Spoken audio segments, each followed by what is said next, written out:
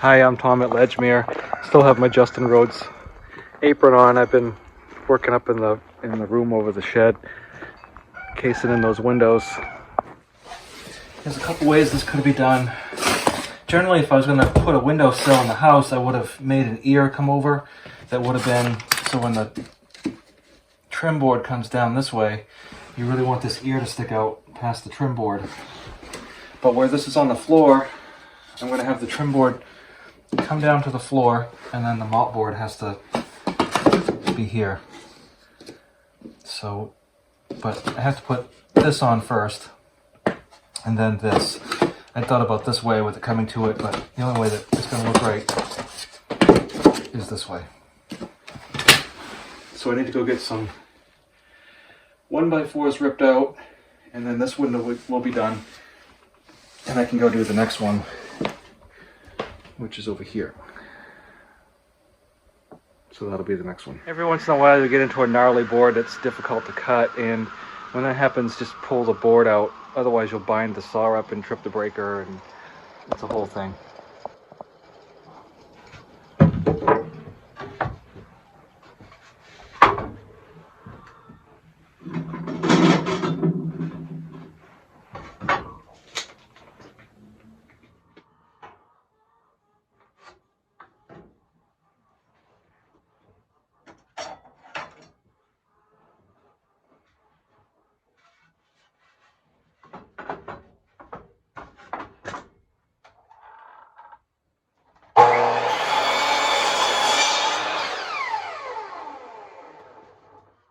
And 3/4.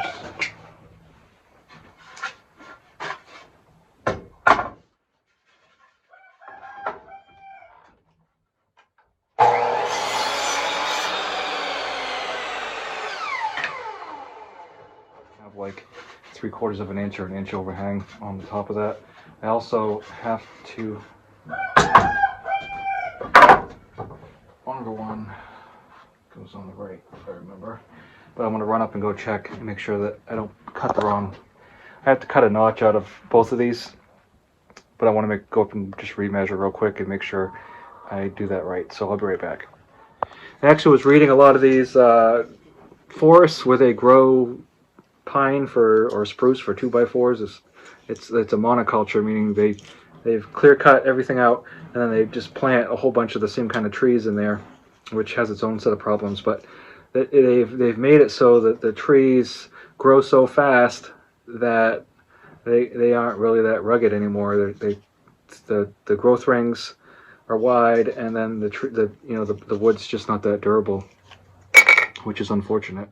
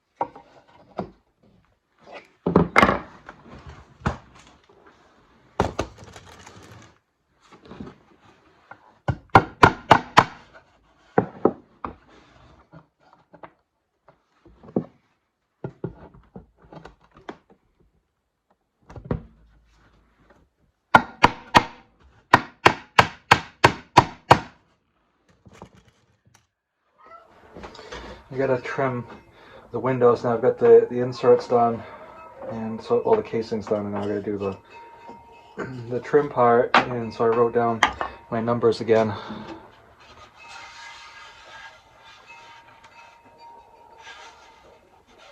These aren't the best looking boards I've ever seen.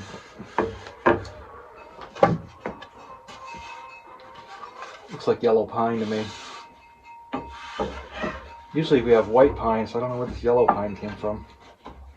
You can see the difference.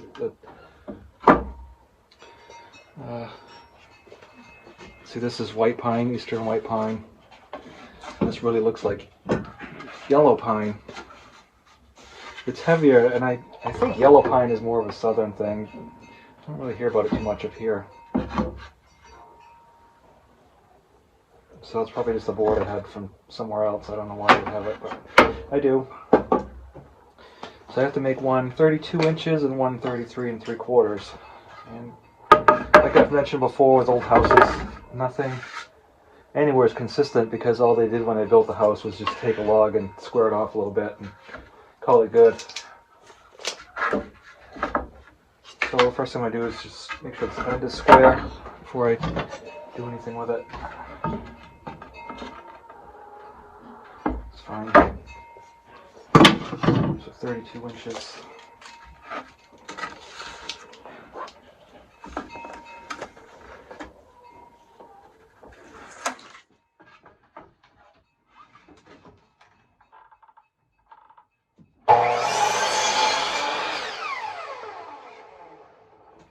This one needs to be 31 3/4.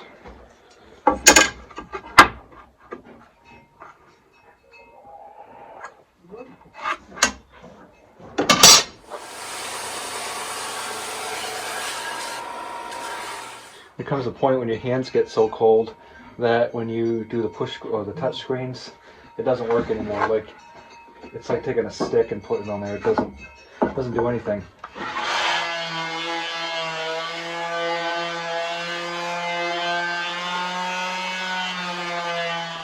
Yeah, the state tree in Maine is the eastern white pine, and the Maine state flower is the pine cone and tassel. You'd be surprised how many people who live here don't know that. I had to learn that in elementary school. So I notched it out. That's going to fit right in there like that. And we're going to follow the board here so it's all flush with it. And same thing here.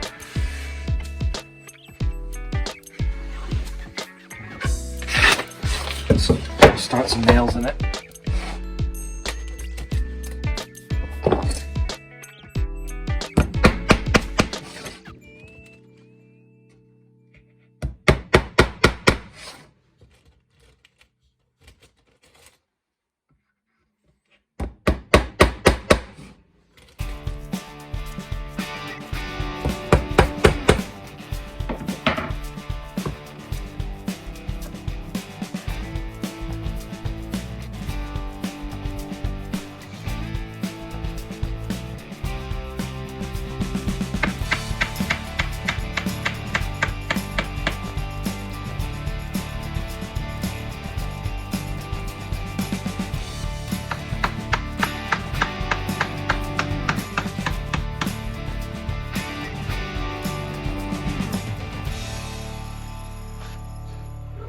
So I'm going to take this blade off. I got a new one yesterday.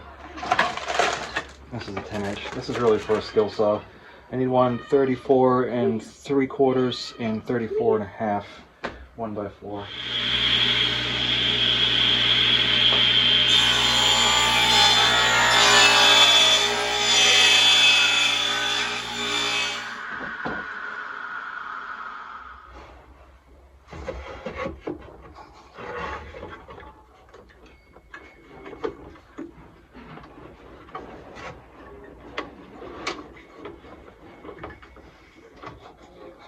With these you gotta go slow because the band is so narrow that it'll make a wigwag.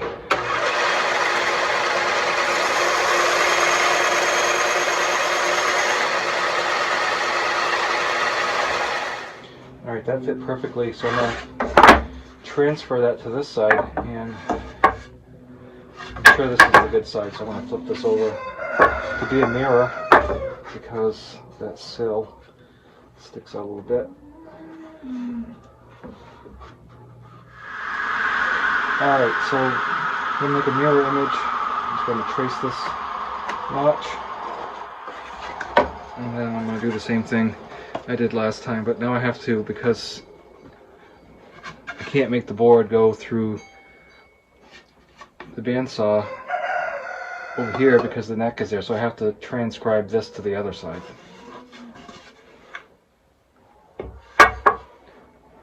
which I guess if I had just done it this way in the first place, it would have been alright, but like I said, I have to think everything all the way through, and I don't do this every day. But put it this way, I figured it out before I screwed it up. Alright, we'll cut this guy out.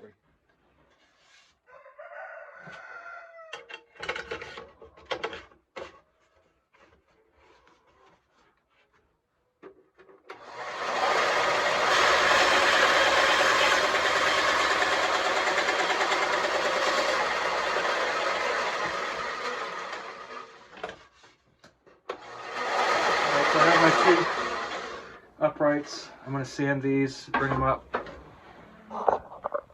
See how that works. So let's get these sanded.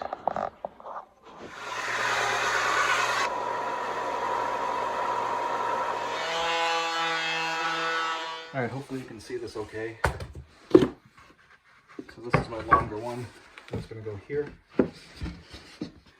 It's all been notched out. Good and tight. So what I'll do, I like to start a couple nails before I do this. It makes it easier for me.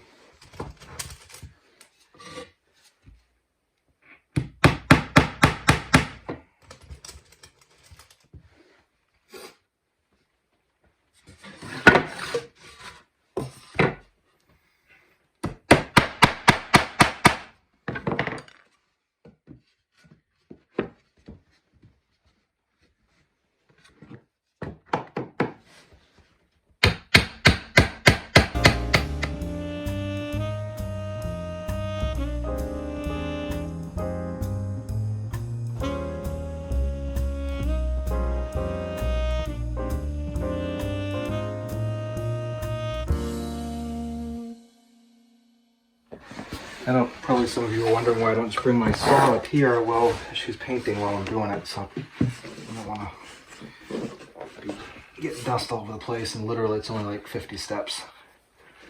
So that's good. It's tight now. Better to cut twice. Well, yeah, when you cut twice, make sure that you underestimate it the first time.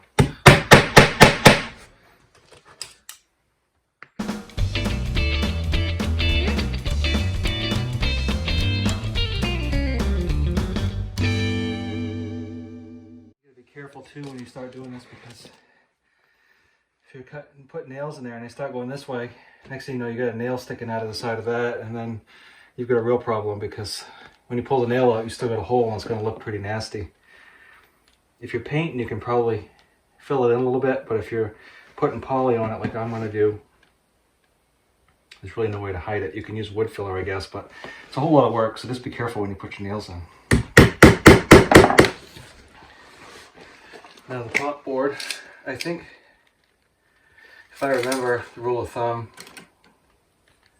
so it's 3/4, so I think I want 3/4 on each side. So if I think correctly, the rule of thumb is you make the overhang the same as the width of the board that you're using, and then it looks fine. So you put 3/4, right? Measure this. Is 29 3/4, and 3/4 would be 30.5, and 3/4 would be 31.25. So 31.5, so I'm gonna make that header. I'll go cut that and then I'll be right back. All right, this is perfect. Fits perfectly.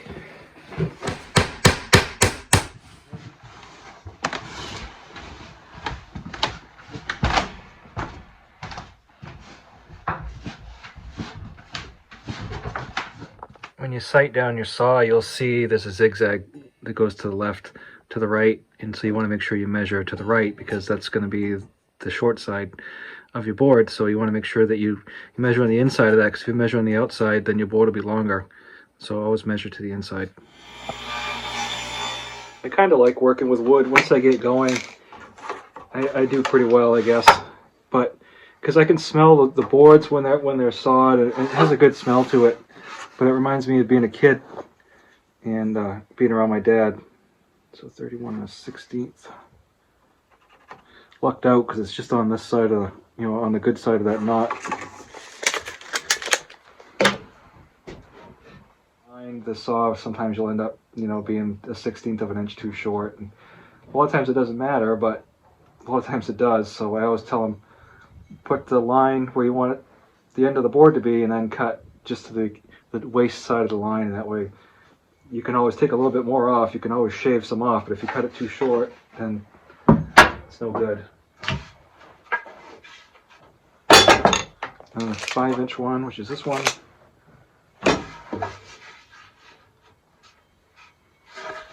It's kind of cool with the boards too, because some of them feel light and some of them feel heavy, and it's just the density.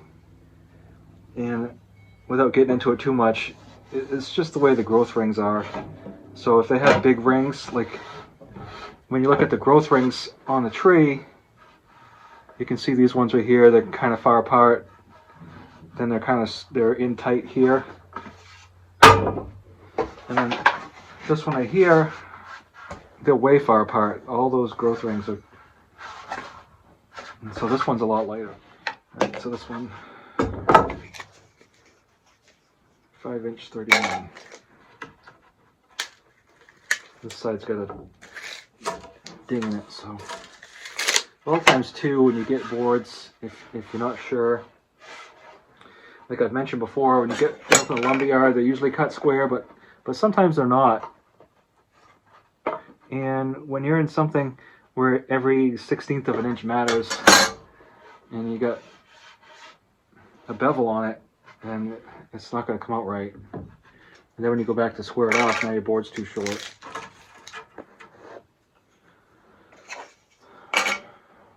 Inch 31.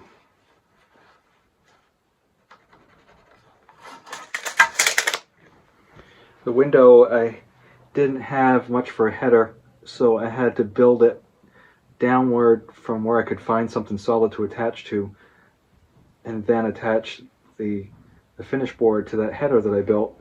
And on the sides of it, because we shimmed the windows so much, I had to take a chisel and get all the wood shingles out that we used for shims to make everything square. Otherwise I'd have all kinds of weird things going on with my boards. Alright, so that's there. Mark this.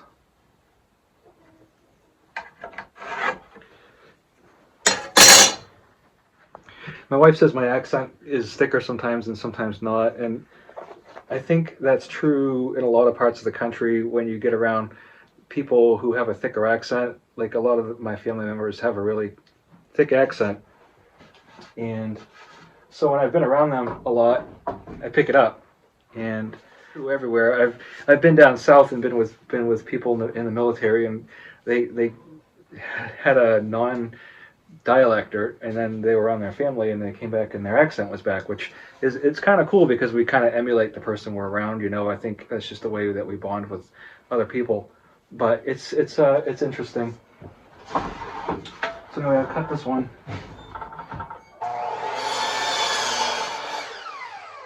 All right, we'll just double check the measurements. 31.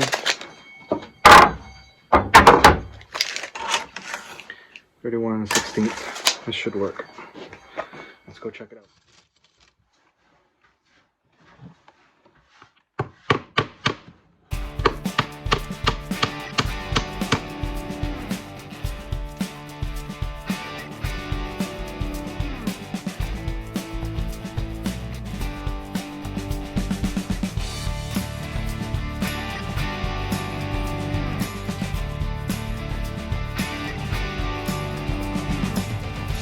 That's all I've got for today. It's too dark to do any more up there and do it the right way, so I'll pick it up tomorrow. Thanks for watching, and we'll talk to you next time.